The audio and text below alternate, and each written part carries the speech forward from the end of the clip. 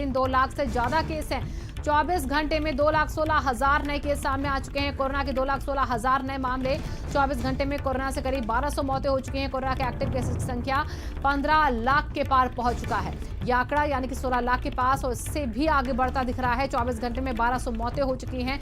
लगातार केसेस बढ़ते जा रहे हैं और कोरोना के एक्टिव केसेस का जो आंकड़ा 15 लाख के पार। देश भर में कोरोना वायरस का कहर लगातार जारी है।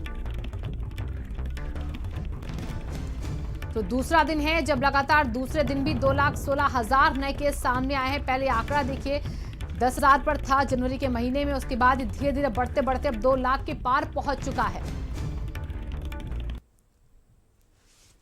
तो 24 घंटे में देखिए किस तरीके से नए केस सामने आए हैं।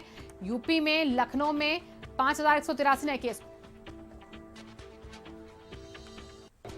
तो प्रयागराज का यह आंकड़ा देखिए 1,888 के पास। वाराणसी का आंकड़ा भी 1,859 के पास पहुंच चुका है। कानपुर में 1,263 केस सामने आ चुके हैं। गोरखपुर में 750 केस सामने आए हैं। ये 24 घंटे में केस सामने आए। यूपी में कोरोना से जो हालात हैं वो बद से बदतर हैं और आजकल यूपी की स्थिति बेहद विकट। यूपी में बोर्ड परीक्षाएं भी इसको लेकर कोरोना के चलते स्थगित कर दी गई हैं।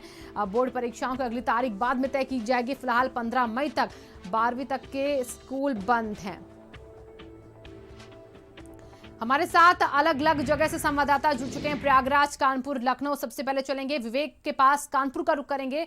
विवेक, कानपुर में सख्ती अभी कैसे और बढ़ाई गई है? किस तरीके से यहाँ पर लोगों को समझाया जा रहा है कि अभी भी वक्त है, संभल जाइए?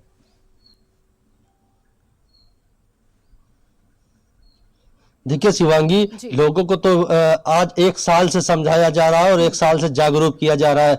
कहीं ना कहीं लोग लापरवाही बरत रहे थे, जिसको लेकर नाइट कर्फ्यू लगाया गया। नाइट कर्फ्यू के बाद अब कर्फ्यू की जो अवधि बढ़ा करके 8 बजे से जो सुबह 7 बजे तक कर दी गई है। लेकिन सबसे बड़ी बात है कि यहाँ पर इस तरह की लापरवाही अब बराबर देखने को मिल रही है। जो है यहाँ के प्रशासनिक अधिकारी जो है निरीक्षण पर निकलते हैं, लेकिन जितना उनको निरीक्षण दिखाया जाता है उतना निरीक्षण कर वापस आ जाते हैं।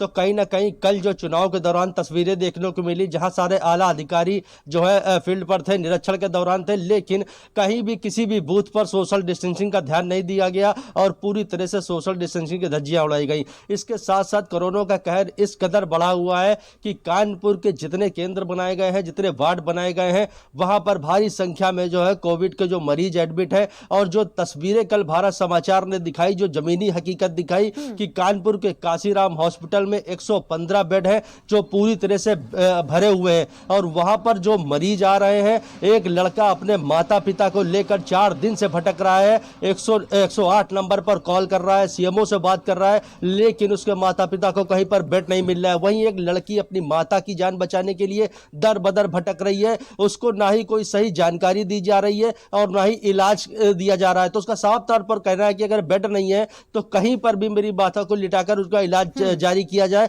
लेकिन इस तरह की कोई जो है यहाँ पर उसकी सुनने वाला नहीं है। वो जो माता पिता है वो वही रोड पर ही लेटे रहे, जिनकी सुध लेने वाला यहाँ पर कोई नहीं है। तो यहाँ की जो स्थितियां हैं वो बद से बदतर होती चली जा रही हैं। केस जो है वो 1200 से ऊपर रोज निकलकर सामने आ रहा है, मौतों का आंकड़ा बढ़ता चला जा रहा है। लेकिन यहाँ पर जो है लापरवाहियां पूरी तरीके से देखी जा रही है। किसी भी प्रकार की कोई फैसिलिटी नहीं है। अगर मरीज कोरोना पॉजिटिव निकलता भी है तो उसके बाद उसका कोई प्रोसीजर नहीं है, उसको सही करने का यहाँ पर कोई इलाज नहीं है। शिवांगी, विवेक, वहां की लापरवाही तो आपने बताई, लेकिन किस तरीके से प्रयागराज में स्थिति है? धीरेन्द्र, वहां पर सख्ती और जागरूकता, ये दोनों शब्द वाकई में नजर आ रहे हैं जमीन पर?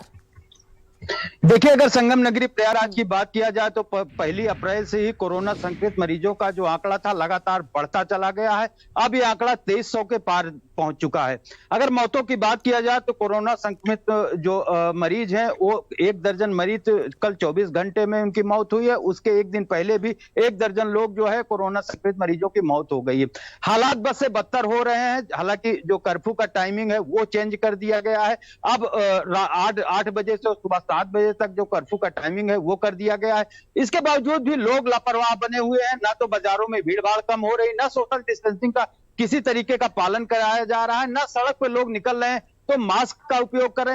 हालात ये हो गया है कि जो कोविड वार्ड है पूरी तरीके से खचाखच भरे हुए हैं। अब कोविड वार्ड के साथ जो प्राइवेट वार्ड है वहां भी मरीजों के लिए बेड नहीं है। हाहाकार मचा हुआ है। पूरी जो स्वास्थ्य सेवाएं हैं पूरी तरीके से ध्वस्त हो गई है। इस सब के बावजूद भी आम लोग जागरूक नहीं हो रहे हैं। कोविड को लेकर अभी भी लापरवाह बने हुए हैं।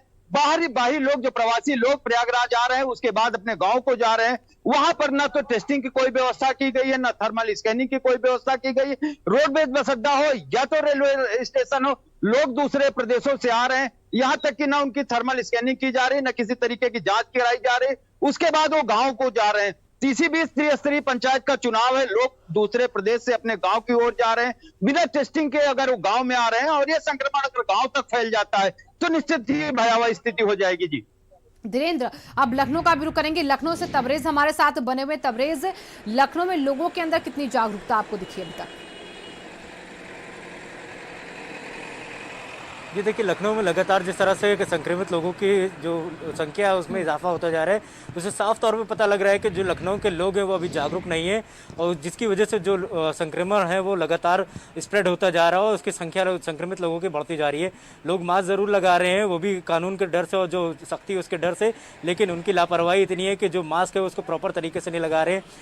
बार बार कहा जा रहा है कि हाथ धोना है, सैनिटाइजेशन का यूज़ करना है, सैनिटाइजर लगाना है, लेकिन उसके बावजूद लोगों को अभी तक इस चीज़ का यकीन नहीं हो रहा लखनऊ में कि कोरोना जैसी कोई अभी भी बीमारी है, क्योंकि लगातार लोगों को यही पूछना है कि क्या ये सच में आंकड़े जो आ रहे हैं वो सही, या फिर सरकार और मीडिया सिर्फ इस मामले को इतना तूल दे रही है। तो इस तरह की अगर बातें अभी भी पब्लिक कर रही है तो साफ तौर पर लापरवाही साफ देखी जाएगी, क्योंकि अभी अगर बात करें तो लखनऊ में 35,000 से ज़्यादा जो एक्टिव केस है वो अभी यहाँ पे मौजूद है, और हर दिन पिछले 3 दिन से लगातार 5,000 से ज़्यादा केस आ रहे हैं। तो अगर इसी तरह से लखनऊ के हालात बने रहे तो साफ तौर पे बहुत ज़्यादा चिंताजनक की बात हो जाएगी। और शवदाह जिस तरह से लगातार लखनऊ में हो रहे हैं, क्योंकि बीते 24 घंटे में 182 शवदाह हो चुके हैं, और आज सुबह बैकुंठ धाम पर सुबह से 6 शवदाह किए जा चुके हैं, और लगातार जो एम्बुलेंस है शवदाह की वो शव लेकर यहाँ पे पहुँचती जा रही हैं। और लोगों का साफ तौर पे कहना है कि जो शव हैं उनमें अंतिम संस्कार में काफ़ी ज़्यादा समय लग रहा है, क्योंकि जो शव हैं उनकी कतारें लगी हुई हैं, जिसकी वजह से जो जलाने की व्यवस्था है उसमें कहीं ना कहीं जो बाधा आ रही है, जिसकी वजह से लोग हैं वो परेशान साफ तौर पर देखे जा रहे हैं। वहीं अगर नाइट कर्फ्यू की बात करें तो नाइट कर्फ्यू सिर्फ खाना पूर्ति के लिए किया जा रहा है, क्योंकि जो नाइट कर्फ्यू में जो टाइमिंग दी गई है उस टाइमिंग के बाद भी लोग सड़कों पर टहलते हुए दिखाई दे रहे हो। पुलिस प्रशासन पूरी तरह से लापरवाही बरत रहा है, ना चौराहे के ऊपर पुलिस नजर आ रही है, ना ही किसी तरह से जिस तरह से पहली जो स्प्रेड हुआ था कोरोना वायरस लखनऊ में आया था और लॉकडाउन लगाया गया था, साफ तौर पर सख्ती देखी गई थी, लोगों के अंदर प्रशासन का खौफ दिखाई दिया था। लेकिन इस बार जिस तरह से प्रशासन लग जाए, लेकिन क्या लोग वाकई में चाहते हैं कि लॉकडाउन हो? विवेक, कानपुर के लोग क्या इस वक्त जो हालात देख रहे हैं, आपकी अगर बात हुई हो, किसी से आप लोगों से मिलते होंगे, क्या लोग कहते हैं कि लॉकडाउन की जरूरत है? उनको ऐसा लगता है कि इसका एहसास होना है कि कितनी जरूरत है इस देश को भी लॉकडाउन की और कानपुर वासियों को भी? देखिए शिवांगी, साफ तौर पर यहाँ पर देखा जा सकता है कि जिस तरह से बस अड्डों पर और रेलवे स्टेशनों पर भीड़ हो रही है, तो कहीं ना कहीं लोगों को ये अनुमान हो रहा है कि कहीं ना कहीं किसी न किसी तरीके से यहाँ पर लॉकडाउन लग जाएगा। सबसे बड़ी बात यह है कि जिस तरह से दिन में यहाँ पर पब्लिक का अंबार होता है, मार्केटों में, मॉलों में और सब जगहों पर, उनको रोकने वाला कोई नहीं है। तो जब कोरोना फैलता है तो सोशल डिस्टेंसिंग का जब ध्यान नहीं दिया जा रहा है तो इसी के चलते केस बढ़ते चले जा रहे हैं।